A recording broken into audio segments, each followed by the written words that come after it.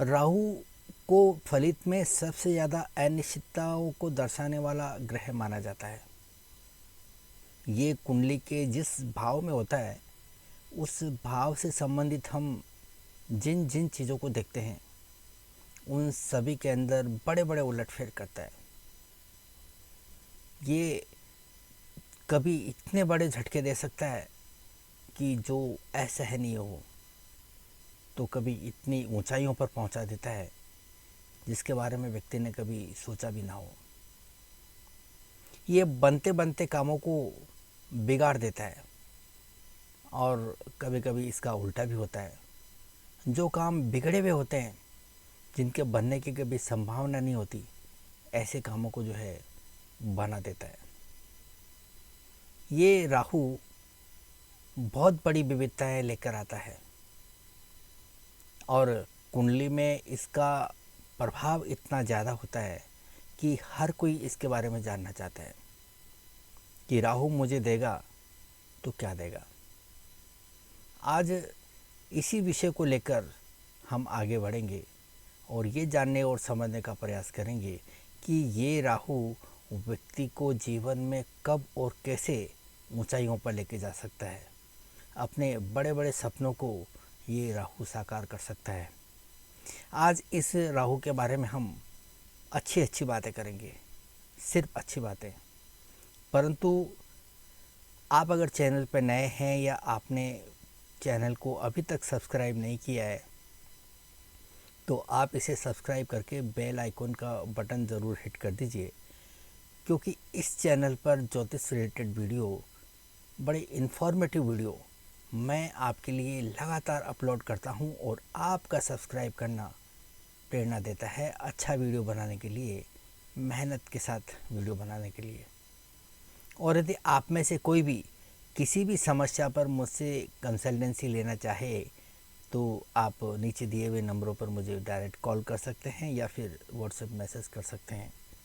आप ज्योतिष सीखना भी चाहें तो आप मुझे इन्हीं नंबरों पर कॉल कर सकते हैं।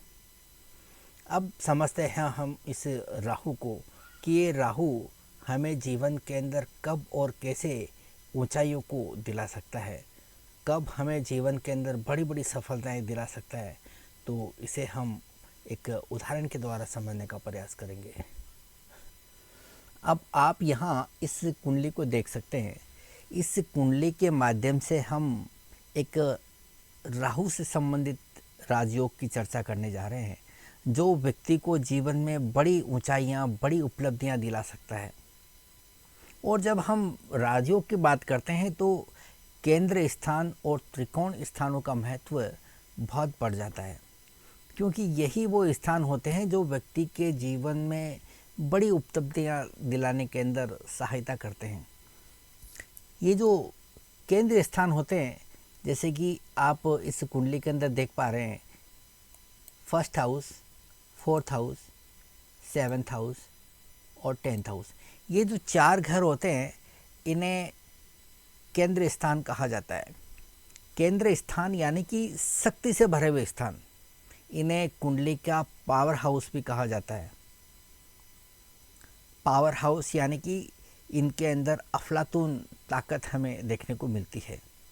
इन्हें विष्णु स्थान भी कहा जाता है। विष्णु का संबंध समुद्र से होता है और समुद्र में जितनी गहराई होती है, जितनी विशालता होती है, ठीक उतने ही विशाल ये कुंडली के अंदर 4 घर हमें देखने को मिलते हैं। इनके अंदर विशालता भी है और इनके अंदर गहराई भी है। अब हम बात करते हैं त्रिकोण स्थान की। त्रिकोण स्थान जो होता है वो 5वां घर और 9वां घर होता है। इन घरों को हम त्रिकोण स्थान भी कहते हैं, तो इन्हें हम लक्ष्मी स्थान भी कहते हैं, क्योंकि ये लक्ष्मी का स्वरूप होता है। ये व्यक्ति को जीवन के अंदर अवसर दिलाते हैं, व्यक्ति को भाग्य प्रदान करते हैं। और ये भाग्य जो है व्यक्ति को मुफ्त में नहीं मिलता है। 5वें घर का संबंध आपके पूर्व जन्म के कर्मों से होता है और इस जन्म में आपका 5वां घर यदि आपके किसी राजयोग के अंदर शामिल होता है तो इसका मतलब ये है कि आपने अपने पूर्व जन्म के अंदर कुछ ऐसे काम किए हैं जिनकी बदौलत आपको इस जीवन के अंदर अवसर मिलने जा रहे हैं। ये व्यक्ति को बुद्धिमत्ता देता है, व्यक्ति को क्षमता देता है, विवेक देता है और हर तरह से व्यक्ति को जो है सक्षम बनाने का काम करता है। और सबसे बड़ी बात, व्यक्ति को अपने जीवन के अंदर अवसर देता है। ठीक इसी तरह से जो नौवां भाव होता है, इसको भी हम त्रिकोण स्थान कहते हैं और इसका मतलब ये है कि ये आपके पूर्वजों के द्वारा अच्छे कर्मों को जो है दर्शाता है। उनकी पुण्याई के फल आपको जो है इस जन्म के अंदर देता है। ये अगर राजयोग में शामिल होता है तो ये आपको उच्च कोटि के अवसर प्रदान करता है। और अगर हम इन केंद्र स्थानों की बात करें तो केंद्र स्थान जो है व्यक्ति को कार्य सक्षम बनाते हैं, व्यक्ति को ऊर्जावान बनाते हैं और व्यक्ति को जीवन में आगे बढ़ने के लिए क्षमता प्रदान करते हैं। और जब केंद्र और त्रिकोण के स्थान आपस में मिलते हैं तो इसका मतलब ये है कि आपको एक अवसर मिलने जा रहे हैं और उन अवसर का लाभ उठाने के लिए आप पूरी तरह से कार्य सक्षम है। आपके अंदर वो क्षमता है, आपके अंदर वो ऊर्जा है जिसकी सहायता से आप मिले हुए अवसरों को लाभ के अंदर बदल सकते हैं, अपने फ़ायदे के लिए बदल सकते हैं और अपने जीवन में ऊंचाइयों की तरफ आप जा सकते हैं।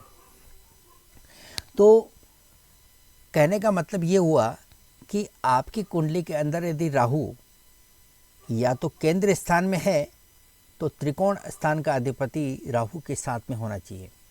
जैसे कि आप इस कुंडली के अंदर देख पा रहे हैं कि राहु यहाँ पर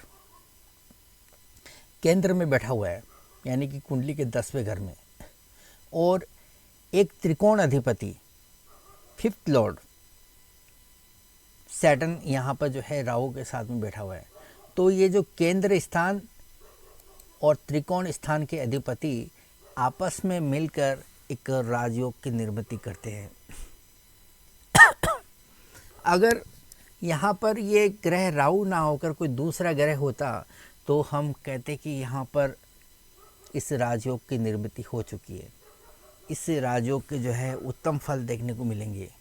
पर यहाँ पर हमें ग्रह देखने को मिला है राहु, और राहु की सबसे बड़ी जो कमज़ोरी होती है कि इसके पास में कोई घर नहीं होता, किसी भी घर का जो है मालिकाना हक इसके पास में नहीं होता, किसी भी राशि का स्वामित्व इस घर के इस ग्रह के पास में नहीं होता। पर राहु कहाँ ठहरने वाला है?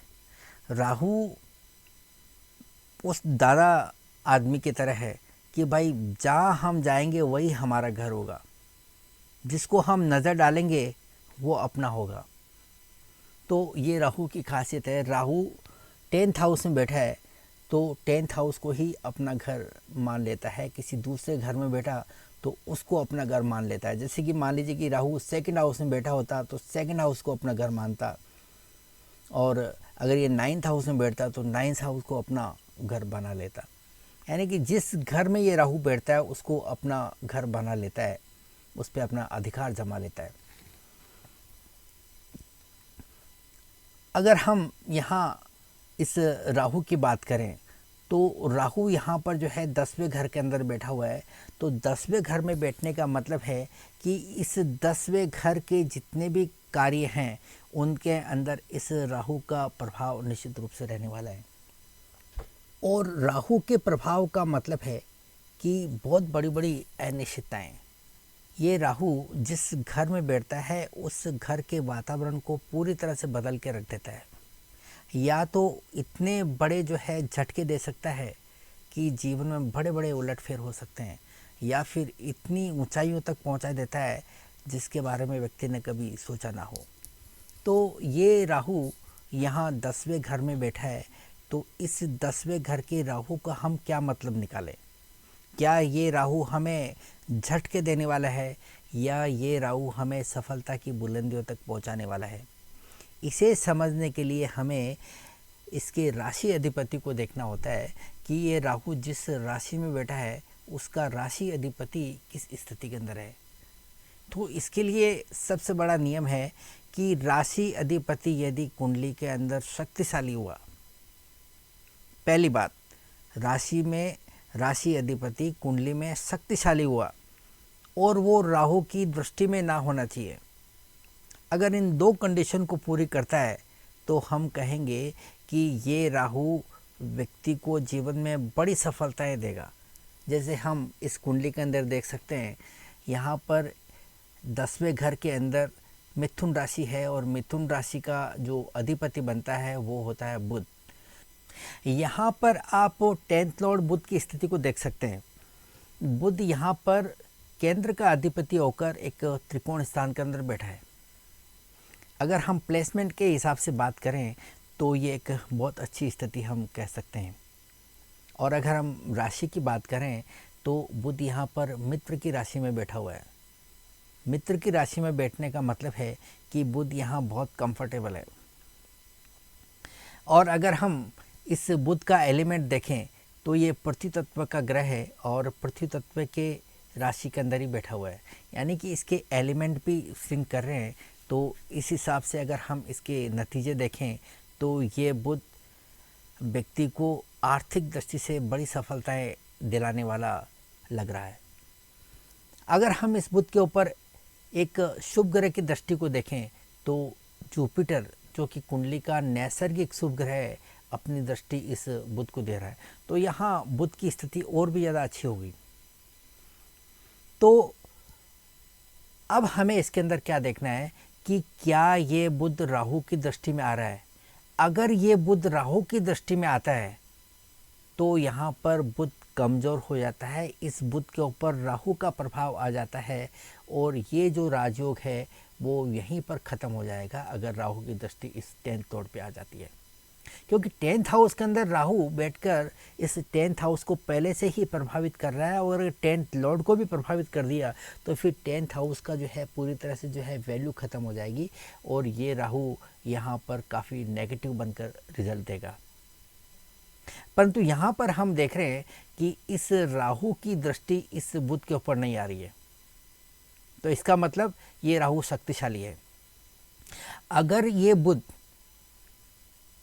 किसी 6, 8, 12 में बैठकर किसी दूसरे ग्रह के द्वारा अफ्लिक्शन में आता है, यानी कि कमज़ोर हो जाता है, तो भी हम कहेंगे कि ये राहु यहाँ पर कमज़ोर हो जाएगा और ये राजयोग जो है यहीं पर टूट जाएगा, यहीं पर ख़त्म हो जाएगा, इसका कोई औचित्य नहीं रह जाएगा।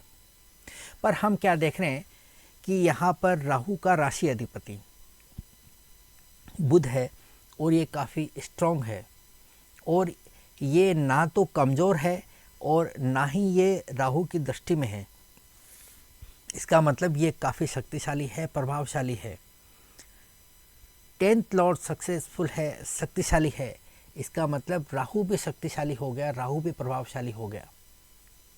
राहु प्रभावशाली हो गया इसका मतलब 10th हाउस के जो है परिणाम बड़े ज़बरदस्त देखने को मिलेंगे, प्रभावशाली परिणाम देखने को मिलेंगे। ये राहु 10th हाउस में बड़े अच्छे परिणाम देने वाला है, शक्तिशाली परिणाम देने वाला है। तो हम बात कर रहे थे राजयोग की, तो यहाँ पर एक शक्तिशाली राहु 10th हाउस में बैठा हुआ है, यानी कि 10th लॉर्ड 10th हाउस में बैठा हुआ है, इसको हम इस तरह से भी कह सकते हैं। और साथ ही साथ एक त्रिकोण का अधिपति शनि जो इस योग को जो है और ज़्यादा शक्तिशाली बना रहा है। तो ये जो केंद्र और त्रिकोण का अधिपति का जो योग हो गया तो ये एक राजयोग हो गया। तो इस कुंडली के अंदर ये व्यक्ति इस राजयोग की सहायता से जीवन में बड़ी उपलब्धियां हासिल कर सकता है। तो आपने देखा किस तरह से राहु एक राजयोग की निर्मिति कर सकता है। ये राजयोग बड़ा ही महत्वपूर्ण होता है क्योंकि इसके अंदर केंद्र और त्रिकोण का एक बेहतरीन संगम देखने को मिलता है। एक ऐसा संगम जिसमें केंद्र की शक्ति है, ताकत है, ऊर्जा है, कार्य क्षमता है, कार्य प्रवीणता है, वहीं दूसरी तरफ अवसर है। और ये जब दोनों साथ में मिल जाते हैं, व्यक्ति को अवसर मिलते हैं और उन अवसरों को भुनाने के लिए उसके पास में ताकत होती है, क्षमता होती है, ऊर्जा होती है, तो व्यक्ति क्या नहीं कर सकता। व्यक्ति उन मिले हुए अवसरों का लाभ उठाते हुए जीवन में बड़ी सफलताएं अर्जित करता है और ऊंचे मुकाम को प्राप्त करता है। और यही काम इस योग के अंदर राहु करता है क्योंकि यहाँ राहु बड़ी प्रभावशाली भूमिका में होता है। राहु जब देता है तो जीवन में बड़ी सफलताएं देता है, बड़े अविस्मरणीय पल देता है और ऐसे ऐसे अनुभव देता है जिसकी व्यक्ति ने कभी अनुभूति ना की हो। और ये फल व्यक्ति को तब मिलते हैं जब राहु अपनी दशाओं के दौरान एक्टिवेशन में होता है, और अगर उसे गोचर का भी सहयोग मिल जाए तो फिर वो पल होता है व्यक्ति के जीवन का सबसे बेहतरीन पल। तो इस प्रकार से आप राहु के इस योग को देख सकते हैं, राहु के इस राज योग को देख सकते हैं और अपने अपनी कुंडलियों पर लगाकर इसका अनुभव कर सकते हैं। तो आज के लिए इतना ही, मिलते हैं अगले किसी और वीडियो में, तब तक के लिए इजाज़त। Thank you.